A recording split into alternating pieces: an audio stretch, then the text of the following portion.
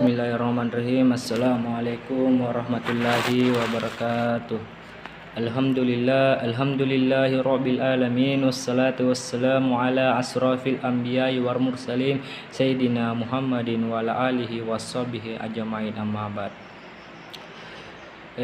Perkenalkan, kami dari kelompok 4 ingin memaparkan materi yang berjudul adalah sejarah masuknya dan berkembangnya Islam di Jawa. Langsung saja dari penjelasan saya, yaitu yang pertama, sejarah masuknya Islam di Pulau Jawa. Sebelum Islam masuk ke tanah Jawa, masyarakat Jawa menganut kepercayaan animisme dan dinamisme. Selain menganut kepercayaan itu, masyarakat Jawa juga dipengaruhi oleh unsur budaya Hindu dan budaya dari India. Seiring dengan waktu berjalan tidak lama kemudian Islam masuk ke Jawa melewati Gujarat dan Persia, dan ada yang berpendapat bahwa langsung dibawa oleh orang Arab. Kedatangan Islam di Jawa dibuktikan dengan ditemukannya batu nisan kubur bernama Fatimah binti Maimun serta makam Maulana Malik Ibrahim.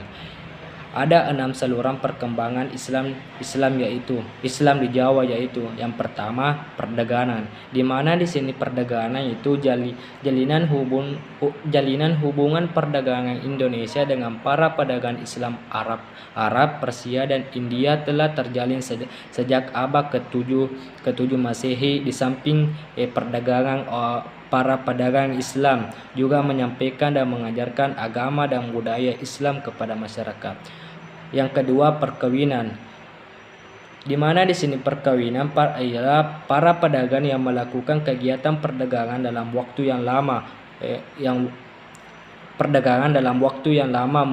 memungkinkan mereka berinteraksi dengan penduduk setempat. Perkawinan antara putri pribumi dengan ulama atau pedagang Islam mendukung proses siar agama Islam di Kepulauan Nusantara. Adapun yang ketiga ialah kesenian, di mana di sini kesenian penyebaran agama Islam melalui kesenian dilakukan antara lain melalui seni wayang kulit, seni tari, seni ukir dan seni musik.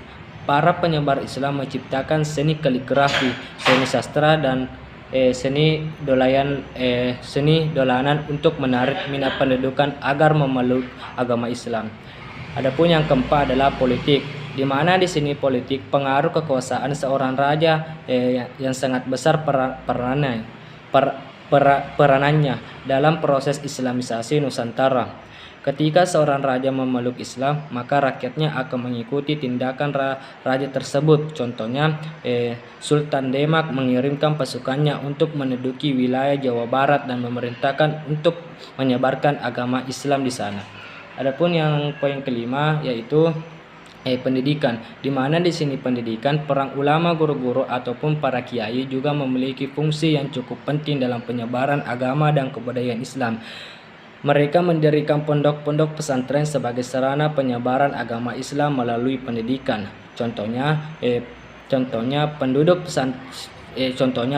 pesantren yang digunakan untuk menyebarkan agama Islam. Adapun yang keempat ialah tasawuf, di mana di sini tasawuf ialah salah satu saluran Islamisasi yang tak kalah penting adalah tasawuf. Tasawuf adalah pengajaran agama Islam yang disesuaikan dengan ajaran pikiran masyarakat setempat. Para tasawuf agama Islam antara lain Hamzah Fansuri dari Aceh dan Sunnah Panggun dari Jawa. Adapun di sini saya akan menjelaskan Islam masuk ke tanah Jawa, yaitu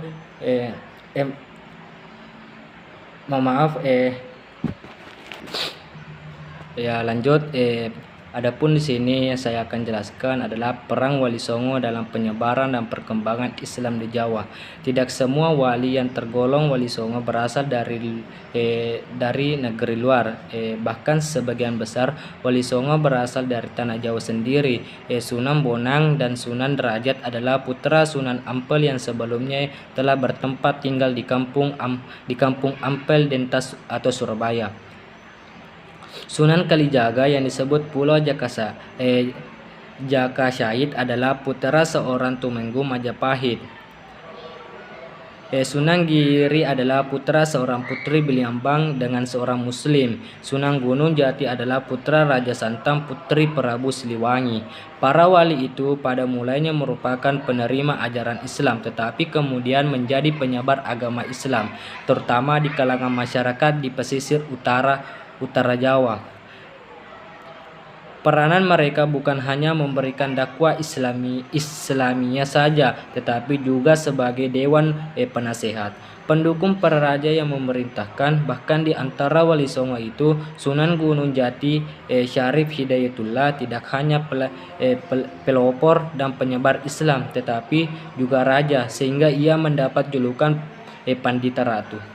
Dari gambaran singkat tentang perjalanan hidup dan perjuangan Wali Songo dalam menyebarkan agama Islam di daerah Jawa, khususnya dan wilayah Nusantara pada umumnya, maka peran mereka dapat diklarifikasi menjadi yang pertama bidang pendidikan, di mana di sini bidang pendidikan berperan Wali Songo dalam bidang pendidikan terdiri dari aktivitas mereka dalam mendirikan pesantren sebagaimana yang dilakukan oleh Sunan Ampel, Sunan Gir, dan Sunan Bonang. Yang kedua adalah bidang politik, di mana di sini pada masa pertumbuhan dan perkembangan kerajaan-kerajaan Islam di Jawa, Wali Songo mempunyai peran yang sangat besar. Di antara mereka menjadi penasihat raja, bahkan ada yang menjadi raja yaitu Sunan Gunung Jati. Sunan Ampel sangat berpengaruh di kalangan istana Majapahit. Adapun poin yang ketiga adalah bidang dakwah. Sudah jelas kiranya peran Wali Songo yang sangat dominan adalah di bidang dakwah, baik dakwah bili lisan maupun bili hal. Sebagai mubalik, Wali Songo berkeliling dari satu daerah dan daerah lain dalam untuk menyebarkan agama Islam. Sunan Muria dalam upaya dakwahnya selalu mengunjungi desa-desa kecil atau desa-desa terpencil. Salah satu karya yang monumental dari Wali Songo adalah mendirikan Masjid Demak. Adapun yang keempat adalah bidang sosial, di mana di sini bidang sosial itu perhatian yang sangat serius pada masalah-masalah sosial terhadap pada dakwah Sunan Derajat.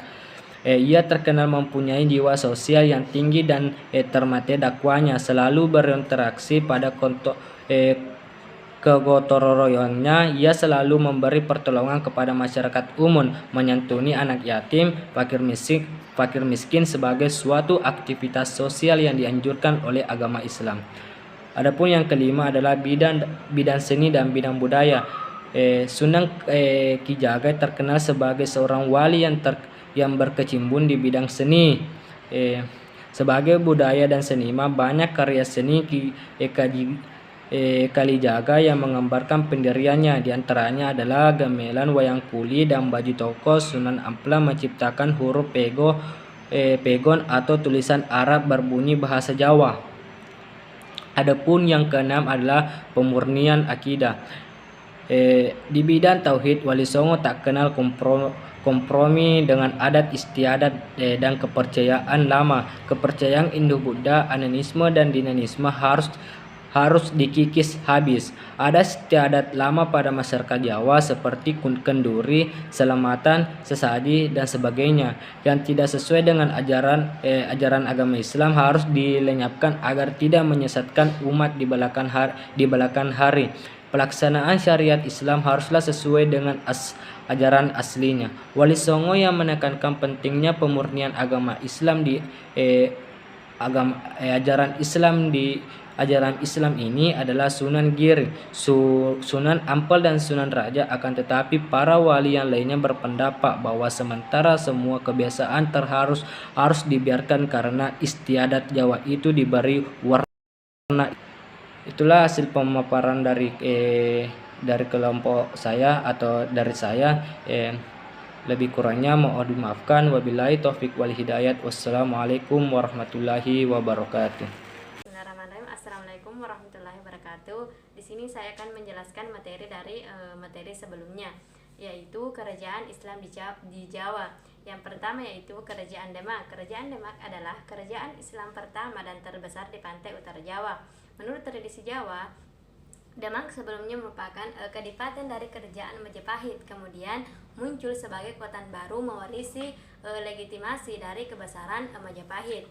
Kerajaan ini tercatat sebagai pelopor penyebaran agama Islam di Pulau Jawa dan Indonesia pada umumnya. Kerajaan Demak didirikan oleh Raden Fatah pada tahun 1478. Raden Fatah adalah bangsawan kerajaan Majapahit yang menjabat sebagai Adipati Kadipaten Bintara Demak.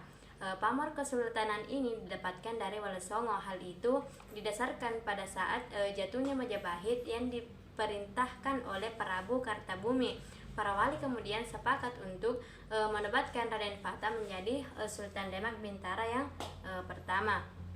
Cepatnya kota Demak berkembang menjadi pusat perniagaan dan lalu lintas serta pusat kegiatan pengislaman, tidak lepas dari andil Masjid Agung Demak. Dari sinilah para wali dan raja kerajaan Demak mengadakan perluasan kekuasaan dibarengi oleh kegiatan dakwah Islam ke seluruh Jawa.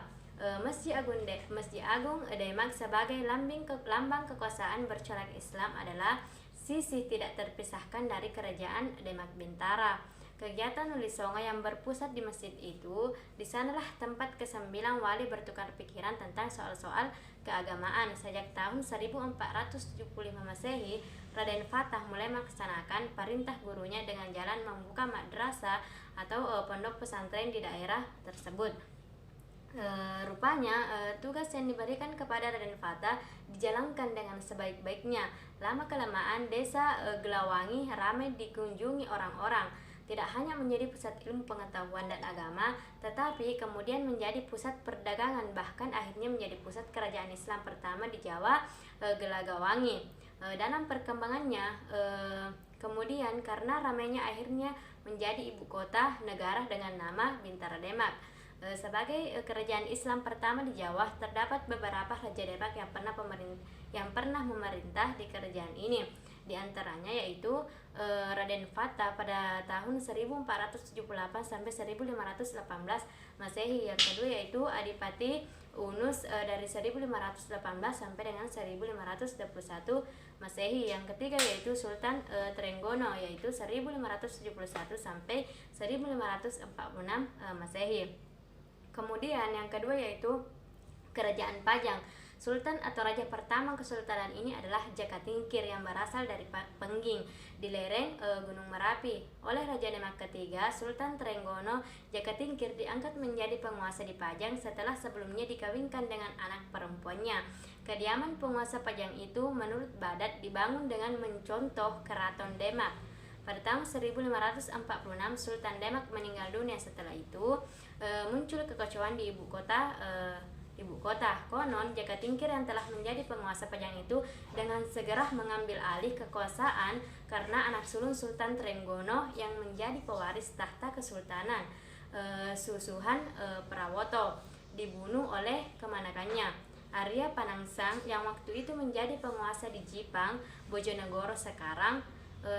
Setelah itu ia memerintahkan agar semua benda pusaka Demak dipindahkan ke Pajang. Setelah menjadi raja yang paling berpengaruh di Jawa, ia diberi gelar Sultan Adiwijaya. Pada masanya, sejarah Islam di Jawa mulai dalam bentuk baru. Titik politik pindah dari pesisir Demak ke pedalaman.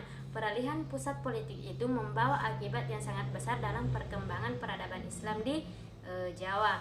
Sultan Adiwijaya memperluas kekuasaannya di tanah pedalaman ke arah timur sampai daerah Madiun di aliran anak sungai Bengawan Solo yang terbesar. Setelah itu secara berturut-turut ia dapat menundukkan Blora dan Kediri pada tahun 1581 Masehi. Ia berhasil mendapatkan pengakuan sebagai Sultan Islam dari raja-raja terpenting di Jawa Timur. Pada umumnya, hubungan antara Keraton Pajang dan raja-raja Jawa Timur memang bersahabat selama pemerintahan Sultan Adiwijaya. Kesusastraan dan kesenian keraton yang sudah maju di Demak dan Jepara lambat laun dikenal di pedalaman Jawa. Pengaruh agama Islam yang kuat di pesisir menjalar dan tersebar ke daerah pedalaman. Kemudian selanjutnya kerajaan yang ketiga yaitu Kerajaan Mataram. Raja Mataram yaitu Ki Pamanahan tidak memakai gelar lebih besar dari Raja Pajang. dan anaknya memakai gelar Senopati Ing Alaga dan juga dipakai seterusnya oleh Raja-Raja Mataram. Pemerintah Mataram menetapkan peraturan bagi penguasa setempat wajib bayar upeti. Pada abad ke-16, Mataram mengadakan perluasan daerah kekuasaan dari Malaka sampai ke daerah Cirebon. Puncak Raja Mataram berkuasa. Ia menguasai kerajaan Madiun pada tahun 1591 Masehi. Ia berusaha menduduki kerajaan Kediri dan membangun tembok penghalang untuk melindungi diri dari musuh selesai tahun 1592 sampai 1953. Pada tahun 1999 Masehi mengadakan serangan ke Tuban. Setelah selesai peperangan, ia menikah dengan putri Raja Madiun. Dari sumber orang Belanda mengatakan bahwa penambahan senopati berusaha agar kekuasaan diakui di Banten, tapi sebagai peletak utama kerajaan Islam di Mataram adalah penambahan senopati. Ia meninggal di Kajenar. Kira-kira 15 tahun kerajaan Mataram diakui oleh Jawa Tengah. Ekonomi Mataram tergantung sepenuhnya pada pertanian dan juga pada perdagangan. Bidang kebudayaan faktor yang mempertinggi peradaban dari daerah pesisir utara Jawa Timur. Kemudian yang keempat yaitu Kesultanan Cirebon. Kesultanan Cirebon adalah kerajaan Islam pertama di Jawa Barat. Kerajaan ini didudukan oleh Sunan Gunung Jati di awal abad ke-16. Cirebon masih merupakan sebuah daerah kecil di bawah kekuasaan Pakuan Pajajaran. Dari Gunung Cirebon, Sunan Gunung Jati mengembangkan Islam ke daerah-daerah lain di Jawa Barat seperti Majalengka, Kuningan, Kawali, Subda, Kelapa, dan Banten. Kemudian dasar bagi pengembangan Islam dan perdagangan kaum muslimin di Banten diletakkan oleh Sunan Gunung Jati tahun 1524 atau 1525 Masehi. Selanjutnya yaitu Kerajaan Banten. Kesultanan Banten adalah sebuah kerajaan Islam yang pernah berdiri di Tatar Pasundan, Provinsi Banten, Indonesia. Berawal sekitar tahun 1526 ketika Kesultanan Cirebon dan Kesultanan Demak memperluas pengaruhnya ke kawasan pesisir barat Pulau Jawa dengan menaklukkan beberapa kawasan pelabuhan, kemudian menjadikannya sebagai pangkalan militer serta kawasan perdagangan. Sebagai antisipasi terrealisasinya perjanjian antara Kerajaan Sunda dan Portugis pada tahun 1522 Masehi. Kemudian selanjutnya itu sejarah pendidikan Islam di kerajaan-kerajaan Jawa. Dengan berdirinya Kerajaan Islam Demak yang merupakan kerajaan Islam pertama di Jawa tersebut, maka penyiaran agama Islam makin meluas. Pendidikan dan pengajaran Islam pun bertambah maju. Pelaksanaan pendidikan dan pengajaran agama Islam di Demak pun punya kemiripan dengan yang dilaksanakan di Aceh, yaitu dengan mendirikan masjid di tempat-tempat yang menjadi sentral di suatu daerah. Di sana diajarkan pendidikan agama di bawah pimpinan seorang badal untuk menjadi seorang guru yang menjadi pusat pendidikan dan pengajaran serta sumber agama Islam. Wali suatu daerah disebut gelaran resmi, yaitu gelar sunan dengan ditambah nama daerahnya, sehingga tersebutlah nama-nama seperti Sunan Gunung Jati, Sunan Gresik, Kiai Ageng, Tarub, dan lain-lain sebagainya. Adanya kebijakan wali-wali menyiarkan agama dan memasuki anasir pendidikan dan pengajaran Islam dalam segala cabang kebudayaan nasional Indonesia sangat menggembirakan, sehingga agama Islam dapat tersebar di seluruh kepulauan Indonesia. Salah satu peninggalan Kerajaan Demak yakni Masjid Agung Demak sebagai lambang kekuasaan Islam yang didirikan pada tahun 1388 Masehi. Masjid tersebut telah dipengaruhi alam pikiran orang Jawa secara berabad-abad, menjadi pusat kegiatan ibadat dan keagamaan, pusat kerajaan Islam pertama di Jawa. Sementara di Kerajaan Pajang ketika pemerintahan Sultan Adiwijaya, kesusastraan dan kesenian keraton yang sudah maju di Demak dan Jepara lambat laun dikenal di pedalaman Jawa setelah pusat kerajaan Islam berpindah dari Pajang ke Mataram pada tahun 1586 Masehi. Terutama di saat Sultan Agung berkuasa terjadi beberapa macam perubahan termasuk dalam bidang pendidikan Islam. Dalam bidang pendidikan Islam, perhatian Sultan Agung cukup besar. Pada zaman itu dibagi tingkatan-tingkatan pesantren itu kepada beberapa tingkatan, yaitu yang pertama tingkatan pengajian Al-Quran. Tingkatan ini terdapat pada setiap desa yang diajarkan meliputi huruf hijaiyah, membaca Al-Quran, barasanji rukun Islam dan rukun iman. Kemudian yang kedua yaitu tingkatan pengajian kitab. Di sini para santri yang belajar pada tingkatan ini adalah mereka yang telah khatam Al-Quran. Tempat belajar biasanya di serambi masjid dan mereka umumnya mondok. Sedang guru yang mengajar di sini diberi gelar Kiai Anom. Kitab yang mula-mula dipelajari adalah kitab Nambis, yaitu sebuah kitab yang berisi 6 kitab dengan Bismillahirrahmanirrahim, kemudian dilantungkan dengan matam takrib dan Bidayatul Hidayah karangan Imam Al-Ghazali. Tingkatan yang ketiga itu tingkatan pesantren besar. Tingkat ini didirikan di daerah kabupaten sebagai lanjutan dari pesantren desa. Kitab-kitab yang diajarkan di sini adalah kitab-kitab besar dalam bahasa Arab, lalu diterjemahkan ke dalam bahasa daerah. Cabang-cabang ilmu yang diajarkan adalah seperti ilmu fikih, ilmu tafsir, ilmu hadis, ilmu kalam, tasawuf dan sebagainya. Kemudian selanjutnya itu pondok pesantren tingkat keahlian. Ilmu yang dipelajari pada tingkatan ini adalah satu cabang ilmu dengan secara mendalam. Tingkatan ini adalah tingkatan spesialis, sementara proses pendidikan Islam di Cirebon sebagai pusat keagamaan di Jawa Barat juga berlangsung dengan baik. Peranan historis yang dijalankan Sunan Gunung Jati tidak pernah hilang dari kenangan masyarakat. Pendidikan keagamaan di Cirebon terus berkembang. Pada abad ke-17 dan ke-18 di Keraton Cirebon berkembang kegiatan-kegiatan sastra yang sangat memikat perhatian. Hal ini antara lain terbukti dari kegiatan Karang-Mengarang Suluk menyiarkan keagamaan Islam yang bercorak mistis. Di samping itu, pesantren-pesantren yang pada masa awal Islam berkembang di daerah pesisir Pulau Jawa hanya bertahan di Cirebon, selebihnya mengalami kemunduran atau pindah ke pedalaman. Adapun di Banten, ketika Sultan Maulana Hasanuddin memerintah Banten selama 18 tahun, ia telah memberikan andil terbesarnya dalam meletakkan pondasi Islam di Nusantara sebagai salah satu pendiri Kesultanan Banten. Hal ini dibuktikan dengan kehadiran bangunan peribadatan berupa masjid dan sarana pendidikan Islam seperti pesantren. Di samping itu, ia juga mendirikan mubalik ke berbagai daerah yang telah dikuasainya. Usaha yang telah dirintis oleh Sultan Maulana Hasanuddin dalam meluaskan Islam dan membangun Kesultanan Banten kemudian dilanjutkan oleh sultan-sultan berikutnya. Dari uraian di atas dapat diketahui bahwa kontribusi kerajaan-kerajaan Islam di Pulau Jawa sangat besar terhadap proses pendidikan Islam di Nusantara.